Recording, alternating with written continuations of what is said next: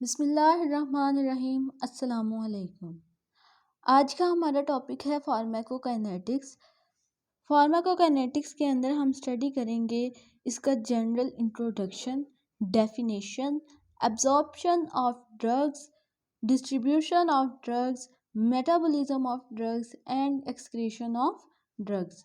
तो बारी बारी हम ये टॉपिक्स देख लेते हैं। सबसे पहले आती है definition. Pharmacokinetics refers to what the body does to a drug, यानी कि बॉडी जो है वो ड्रग के साथ क्या कर रही होती है, ये सब कुछ हम स्टडी करते हैं फार्माकोकाइनेटिक्स के अंदर। The branch of pharmacology concern with the movement of drugs with in the body, यानी कि फार्माकोकाइनेटिक्स ये क्या है, ये ब्रांच है फार्माकोलॉजी की। अब फार्माकोलॉजी एक मेजर सब्जेक्ट है। इसके अंदर हम ड्रग्स की प्रॉपर्टीज़, इनके uses, effects, side effects, all about जो होता है ड्रग्स वो स्टडी कर रहे होते हैं। अब फार्माकोलॉजी की एक ब्रांच है फार्माकोकाइनेटिक्स, जिसके अंदर हम ड्रग्स की मूवमेंट देख रहे होते हैं with in the body. Following pharmacokinetic properties determine the onset, intensity, and duration of drug action. Number one is absorption of drugs. Number two is distribution of drugs. Number three is metabolism of drugs. And number four, elimination of drugs. ये 4 parameters हम study कर रहे होते हैं pharmacokinetics के अंदर, और इनको आप सिंपल निमोनिक्स से याद रख सकते हैं। डैट इज आदमी, ADME। So this is absorption, distribution, metabolism and excretion. Once again, absorption, distribution, metabolism and excretion of drugs. तो ये हम सब कुछ स्टडी कर रहे होते हैं फार्माकोकाइनेटिक्स के अंदर। रूट्स ऑफ ड्रग एडमिनिस्ट्रेशन, यानी कि वो कौन कौन से रूट्स हैं जिसके थ्रू हम ड्रग्स को बॉडी के अंदर एडमिनिस्टर कर सकते हैं, इंजेक्ट कर सकते हैं। हमारे पास वेरियस रूट्स आ जाते हैं, लेकिन सबसे पहले हम ये देखते हैं कि कौन सा रूट हमने लेना है, ये किन चीज़ों के ऊपर डिपेंड कर रहा होता है। तो बेसिकली 2 प्रॉपर्टीज़ हैं जिनके ऊपर ये डिपेंड करता है। नंबर 1 इज़ ड्रग प्रॉपर्टीज़, यानी कि ड्रग की प्रॉपर्टीज़ कि आइदर वो वाटर सॉल्युबल है, लिपिड सॉल्युबल है, उसकी पीएच क्या है, आयनाइजेशन क्या है। And secondly is therapeutic objectives. कुछ ड्रग्स हमें रैपिड इफेक्ट के लिए चाहिए होती हैं, वो हम इंट्रावीनस दे रहे होते हैं या फिर सबलिंगुअल जो नाइट्रोग्लिसरीन टैबलेट्स मिलती हैं एमरजेंसी के अंदर, हम वो ले रहे होते हैं। ओरल रूट के अंदर आ जाते हैं। सबसे पहले हम देखते हैं ओरल रूट के अंदर काफ़ी ज़्यादा सिरप्स, टैबलेट्स, एलिक्सर्स, ठीक है, ये सब कुछ ओरली हम ले रहे होते हैं। बक्कल, सबलिंगुअल यानी कि ज़ुबान के नीचे जो टैबलेट्स रखते हैं। नेज़ल इन्हेलेशंस जो होती हैं थ्रू नेज़ल कैविटी ले रहे होते हैं। इसके अलावा ओटिक एंडोक्यूलर, यानी कि जो कानों में ड्रॉप्स डालते हैं या आंखों में डालते हैं, वो रेक्टल में मोस्टली हमारे पास सुपोजिटरीज होती हैं जो कॉन्स्टिपेशन के रिलीफ के लिए यूज़ की जाती हैं। Vaginal route of administration and epidural के अंदर जो इंजेक्शन होता है वो हम इंजेक्ट कर रहे होते हैं around the space which is around spinal cord, ठीक है। स्पाइनल कोड के अराउंड एक स्पेस होती है, उसको कहते हैं एपिड्यूरल स्पेस, और उस स्पेस के अंदर हम ये इंजेक्शन इंजेक्ट करते हैं फॉर एनेस्थेटिक पर्पसेस। नेक्स्ट है हमारे पास टॉपिकल यूज़। टॉपिकल यानी कि स्किन के ऊपर जो हम अप्लाई कर रहे होते हैं। यहाँ पे 2 आएंगे, ये टॉपिकल है और नेक्स्ट हम देखेंगे ट्रांसडर्मल को। जो टॉपिकल हैं वो स्किन के ऊपर ही रहेंगी, लेकिन जो ट्रांसडर्मल हमारे पास ड्रग्स आ जाती हैं वो स्किन से एब्जॉर्ब होके ब्लड में चले जाएंगी, ठीक है। जो टॉपिकल हमारे पास होते हैं वो बेसिकली रैशेस वगैरह या स्किन बर्न्स के लिए जो ड्रग्स यूज़ कर रहे होते हैं वो टॉपिकल आ जाती हैं। ट्रांसडर्मल पैचेस यूज़ होते हैं, ये मतलब इनके अंदर भी ड्रग्स होती हैं और ये स्किन के ऊपर अप्लाई कर दिए जाते हैं और वहाँ से फिर ये ब्लड के थ्रू एब्जॉर्ब हो जाती हैं। पेरेंट्रल रूट्स ऑफ एडमिनिस्ट्रेशन, इनके अंदर इंट्रावीनस यानी कि आईवी जो वेन्स के अंदर हम लगा रहे होते हैं, रैपिड इफेक्ट हमें चाहिए होता है। इसके अलावा इंट्रा आर्टियल है, इंट्रा आर्टिकुलर है, यानी कि जो जॉइंट्स के अंदर लग रहा है, जॉइंट्स के अंदर जो इंजेक्शन लगता है वो है इंट्रा आर्टिकुलर। इंट्रा मस्कुलर जो मसल्स के अंदर लग रहा होता है, इंट्राडर्मल जो स्किन के अंदर है, क्यूटेनियस, सब क्यूटेनियस, ये डिफरेंट एंगल्स पे स्किन के अंदर लग रहे होते हैं। इंट्रा कार्डियक जो दिल के अंदर लगता है।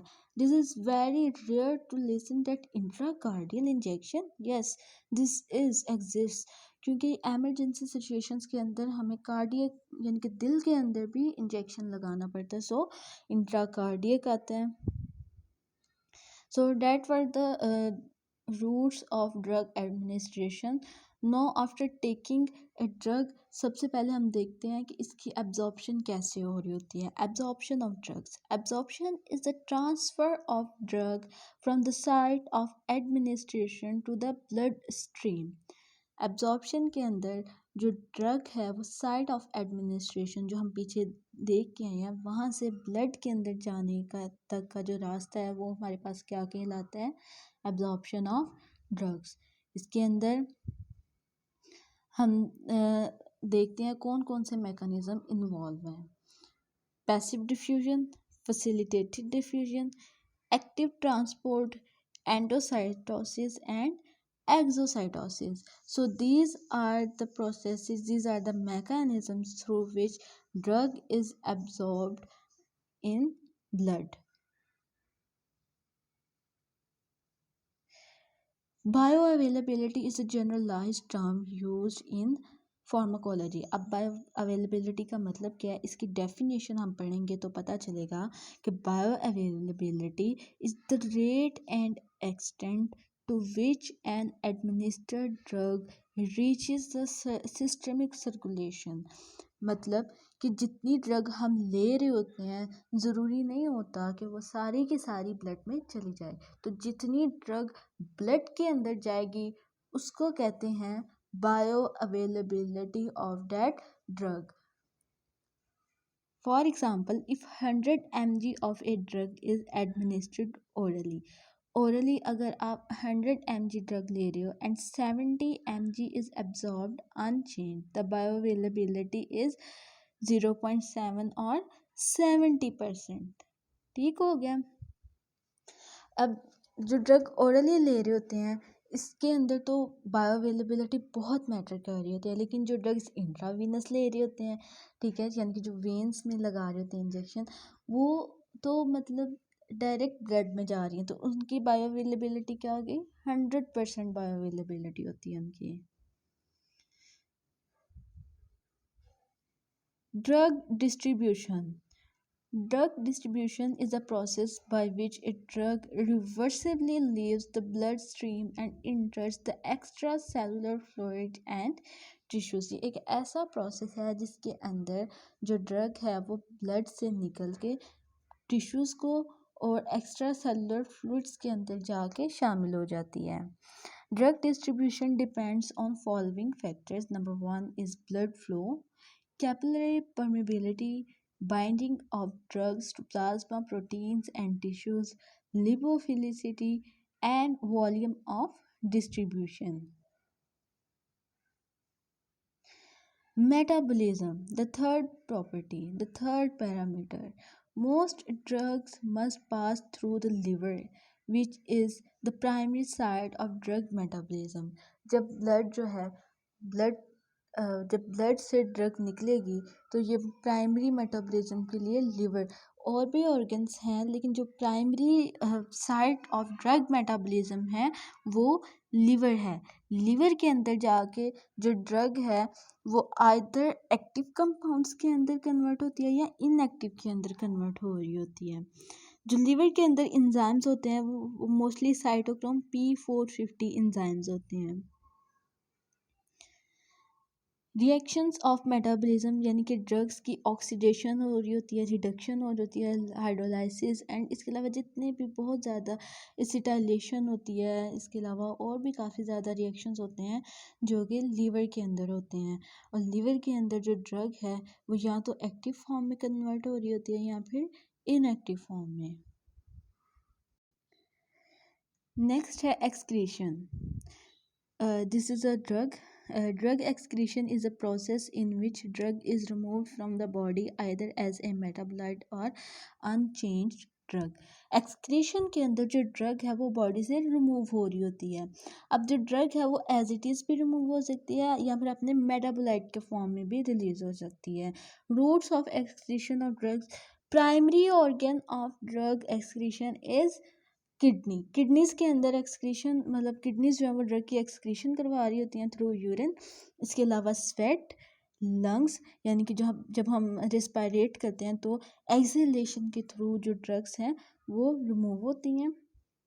इसके अलावा faeces, urine, breast milk, saliva, tears and skin. So it was all about pharmacokinetics. Thank you for watching and also subscribe my lecture.